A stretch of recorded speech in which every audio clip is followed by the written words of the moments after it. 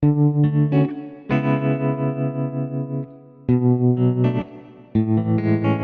Iowa, you can either have a scheduled injury or a body as a whole injury. What's that mean?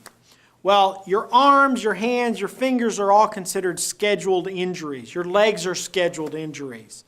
A scheduled injury, the way you are paid for having an injury to a scheduled injury is what loss of use do you have because of that injury. In Iowa, what is followed is the AMA Guides to the Evaluation of Permanent Impairment, 5th edition. And what doctors do with that book is they go to that book and look to see what percentage loss you have of that scheduled member, and that is one of the factors used to determine what your entitlement is. With a scheduled injury to your legs, hands, feet, arms, those are claims that the AMA Guide rating plays a more pivotal and important role. And for that reason, you'll understand and see that at the end of a claim or towards the end of a claim, the insurance company will ask the doctor for an impairment rating, because that impairment rating will help determine what your entitlement may be.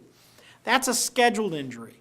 A body as a whole injury is an injury to your shoulders, your trunk, neck, back, hips. A scheduled injury is compensated in a different manner.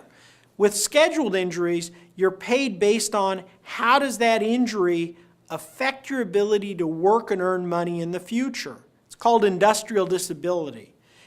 But all it means is that with that injury to your trunk, to those body parts, does it affect your ability to earn money in the future? And if it does, then you're entitled to compensation. Although that sounds nice and clean cut, scheduled versus body as a whole, they sometimes mesh together.